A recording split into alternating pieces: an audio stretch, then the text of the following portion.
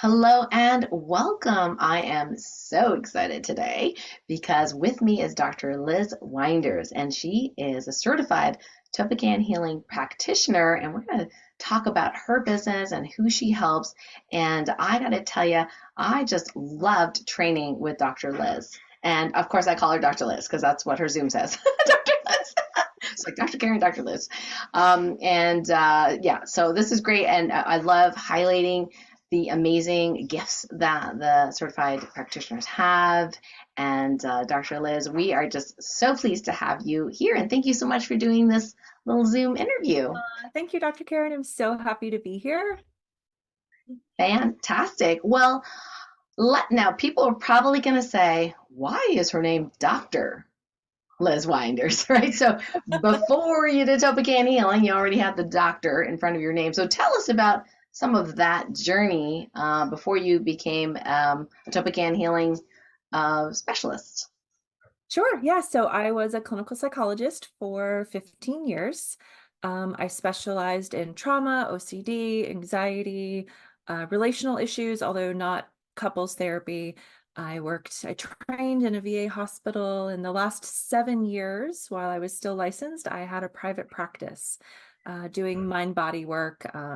Like I incorporated yoga and things like that into my therapy practice. I was sort of known as like the holistic psychologist in my area.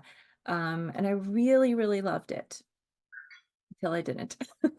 You didn't? Yeah, tell us about that.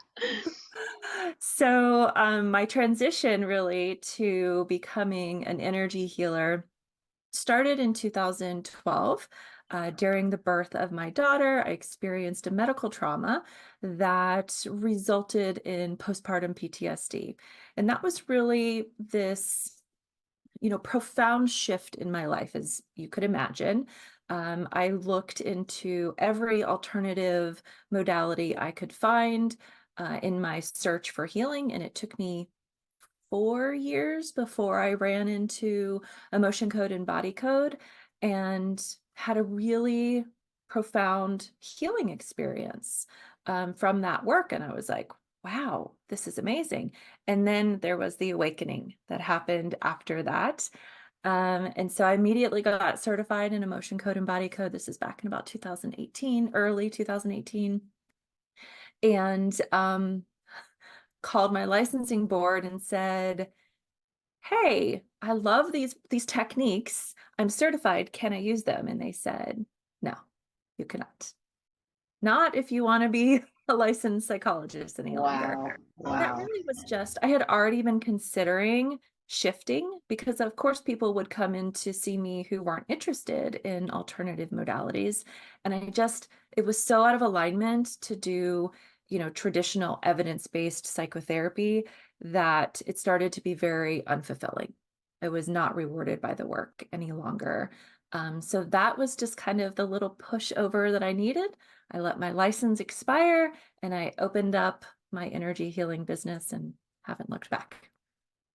Wow, that is neat. I think it's so interesting that, the boards, whether it be medical board or for psychologists, they have these set of rules. And at the end of the day, you and I are like, well, what serves our client the most, right? Or our patients the most? And we have that heartfelt, this is what is making a transformation. So, and I have huge respect for psychology because I don't know how many counselors I went to in the past. I had stuff with my parents going on when I was in medical school. Absolutely loved. It was actually a clinical social worker first that I saw. She was wonderfully helpful, and she listened.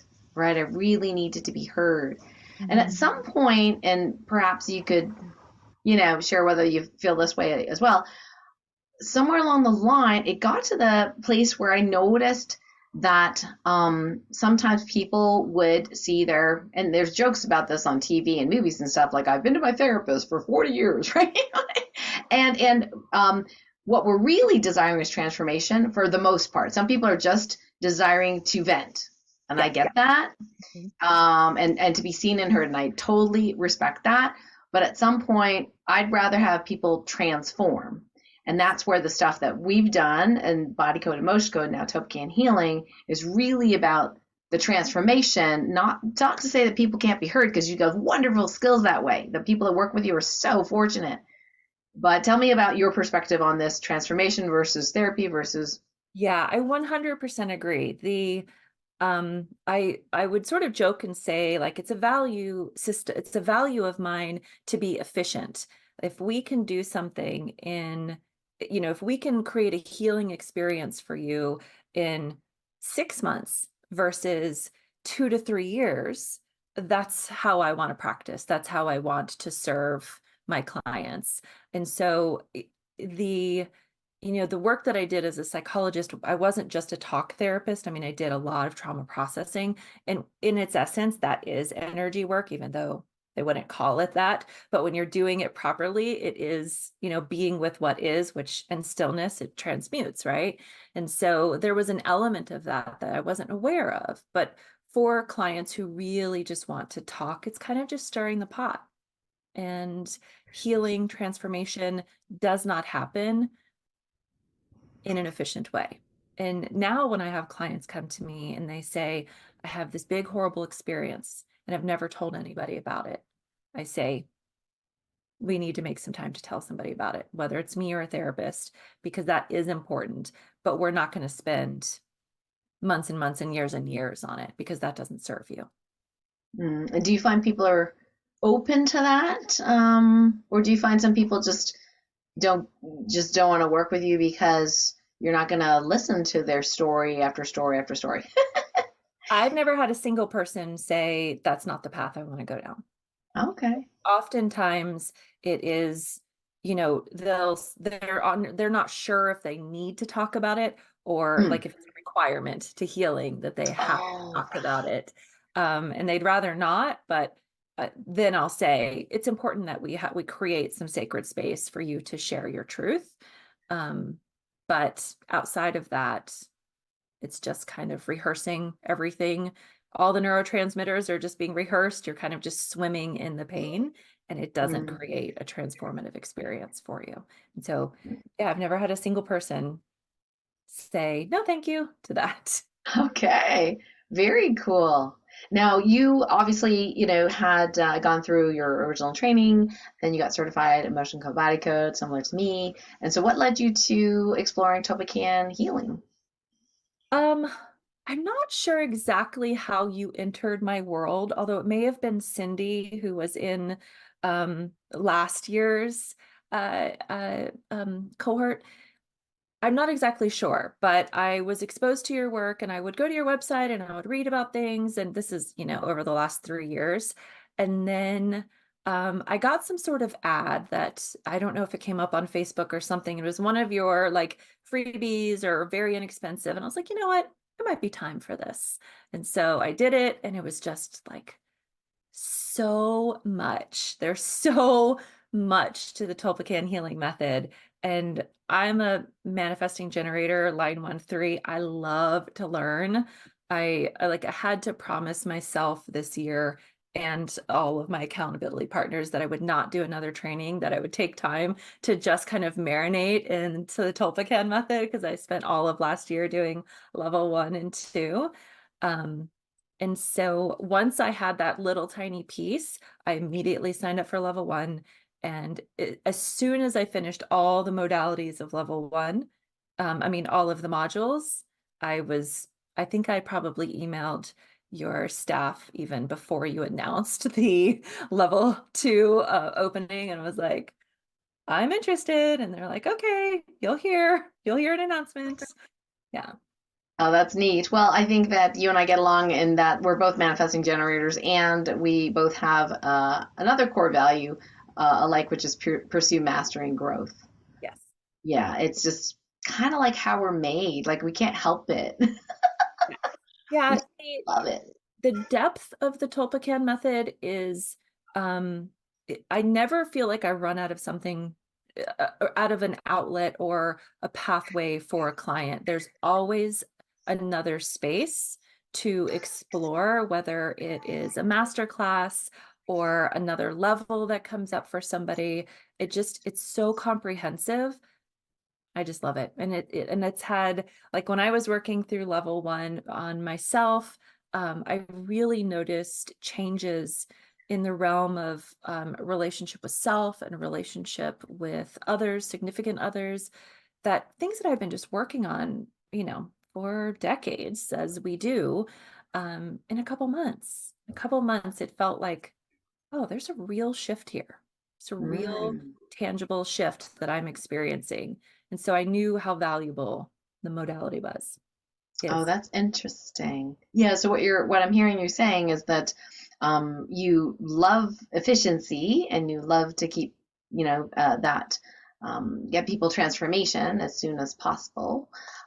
So you just mentioned a little bit here, but do you have any favorite Tobacan healing stories, either for yourself or for clients or volunteers that you've experienced? One of my favorite stories is I worked with a young woman who was diagnosed with complex regional pain syndrome. And if you're familiar with this condition, Oh which yeah. you are, it is extremely debilitating. It robs you of your whole life.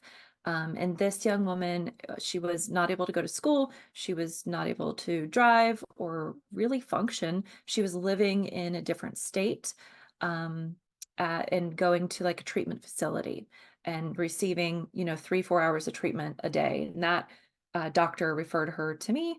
And what we found was that the root of all of this was unprocessed trauma.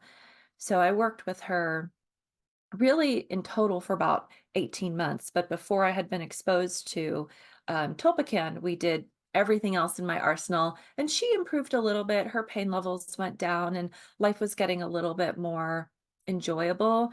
But when I introduced the Tolpakan method, what we had spent a year doing and then another 6 months doing, she was home, back at school, got a part-time job, was driving and applying to go to college. Like, Oh. just profound change for her. It's really, really beautiful. Oh, it is. Congratulations. I got chills. I love hearing stories like that. Oh, thank you for being that beautiful conduit of healing for this young woman. That's so amazing. And I do have, some friends that have gone through that. In fact, one of my skating friends, and she never recovered. This is way before I did all this other stuff. She wasn't really into the woo-woo things anyway. But it was just so sad. Someone who just loved to skate, who, the skate boot just like rubbed this nerve on the top of her foot. That was the story, right? And then she was in so much pain she couldn't skate anymore, and that was the end of her passion. It was so sad. So wonderful that you're able to help this young woman. Yes, it was. Oh, Yep. congratulations. Any other stories you want to share? Um, I can't think of any specific ones, but I think the general feel of the work that I do now is it's more efficient. And people are always saying to me, wow. Hmm. Wow. Wow. Um, and the other, I haven't really spoken about this yet. The other piece that I really love is, teaching people about stillness and moving into an auto healing state and being able to empower them to self heal, which is just another really important piece to take home and practice forever for the rest of your life. Because it's not like, things don't build up or uncover as we move through life. Now, do you notice, is there a shift, or maybe you were doing this already, where instead of you feeling or they feeling that you need to fix them, that they're taking more of the reins? Yes. Yeah. Responsibility um, is such a huge piece in any healing journey. And I Mm. think that as I moved through and raised my own self-responsibility through the last couple of years, that I now attract clients who are far more open to taking responsibility themselves instead of handing it over like, oh, you're the healer, fix me. Yeah, so there's unfortunately still a lot of that going around, just in the healing space. But it's great that people can feel empowered, that they don't feel like they're at the whims of or a victim of whatever they're going through, that they have that degree of self-responsibility. So I always like to say you can't be a victim and empowered at the same time. You got to choose. Yes. Very true. Yeah. So looking back at the Topacan level two training, curious, what would you say was the most challenging aspect of level two training for you personally? Um, I would say getting through the marketing material, it's just Mm. not as interesting as the first part, the healing material. I just found myself not as it like not really wanting to watch and engage, although it's valuable information, just a little bit more tedious for me, I would say. Hmm. And how did you overcome any blocks or obstacles during the program? Yeah, including, that kind of stuff. I tend to be somebody who really likes like checking the boxes, the to-do boxes, that there's a bit of masculine energy that I tap into there that probably comes from like graduate school to being able to like push through and check the boxes. And so I check the boxes, and then having in the program, we're assigned accountability partners, which is a really supportive. And so we would just meet and talk about, our wins and where we're struggling and where we might be behind and what our commitments for the next week would be. And so that really helped. Oh, that's great. Fantastic. So now that you've added Topican healing formally, right, to your suite of things that you know and can share with your clients, what kind of client right now are you most passionate about helping? I mean, there's a lot of different age groups, men, women, children, but sometimes we have a passion for a particular group. Yeah. So I work with men and women who are in the midst of a healing crisis, struggling with stress and overwhelm, anxiety. Perhaps there's a trauma history in the past, doesn't have to be, but is often the case. Another area would be feeling really disconnected from self and maybe disconnected from their primary relationships or support groups. And you know, as those individuals are working with me in the model, it's what I've noticed is this greater connection with self, this capacity to really love and accept self deeper, and then really access joy, being able to step into the more energy of playfulness and joy in their lives.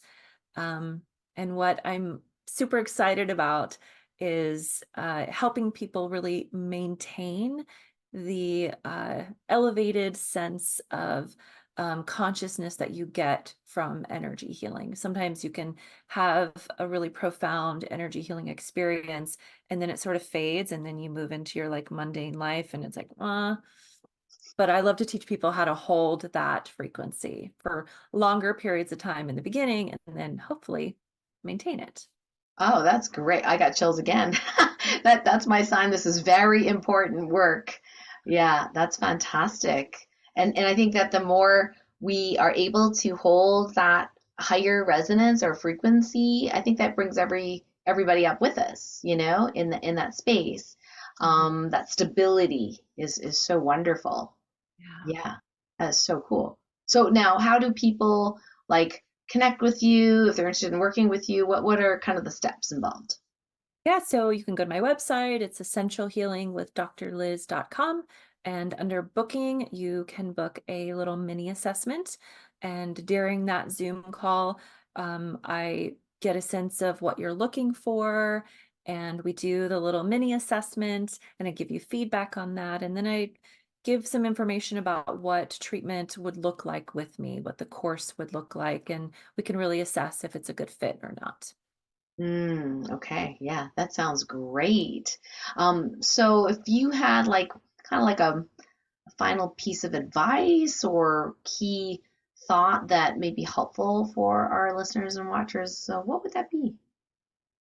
Um, I would say that on any healing journey, one of the most important things that any one of us can do, myself included, and I had to learn it the hard way, is learning to be with what is emotionally. So Mm, instead of the pushing or fighting or trying to get away from the pain, learning to breathe through it and be with it without making it bad or wrong or judging it in any way, that presence is a healing experience. That is, again, another beautiful insight. And I've actually, interestingly, been really thinking about that lately, or at least catching the times where I'm trying to push something away and going, oh, wait, I could have, take my own advice and do stoem for negative emotions and just feel it and be with it and honor it. Because a lot of us grow up with the teaching, training, conditioning that negative emotions, so-called negative emotions, things that are uncomfortable, are really, really bad, and you have to avoid them at all costs. Right. And what you're saying is really there's a different way of being where we can honor like that their place in our lives and kind of go through it and not avoid them because as you and I know, they just get festering somewhere else. Yes, that is not Yeah, fun. it is not. And then you're resonating at that frequency, and it attracts in more and more sticks. Right. And so the permission to be with what is, Yeah. whatever it is, sadness or grief, and not making it means like you're bad or wrong, or it's bad or wrong, allows it to transmute, allows it to Hmm. up and out, whether through tears or just through your pure stillness and awareness of it. Mm. Yeah, that's beautiful. Well, Dr. Liz, it's been wonderful having you here. Your clients, patients are just so fortunate to have someone that's gone through what you've gone through with the wisdom that you've attained over these years and decades, and then with just the kindness and compassion that you bring to your practice. So thank you so much for sharing your time with us. Thank you, Dr. Karen. It's been my pleasure. All right, and thanks everyone for showing up and checking out this video. I'm definitely going to put Dr. Liz's links down below, and you could check it out. And perhaps if it feels like a right fit for you in your heart, you can get on a call with Dr. Liz, see if it's a good thing for you and her to do some beautiful, beautiful work together. So thank you all. Until next time, we'll see you later. Thank you, Dr. Liz. Bye bye. Bye.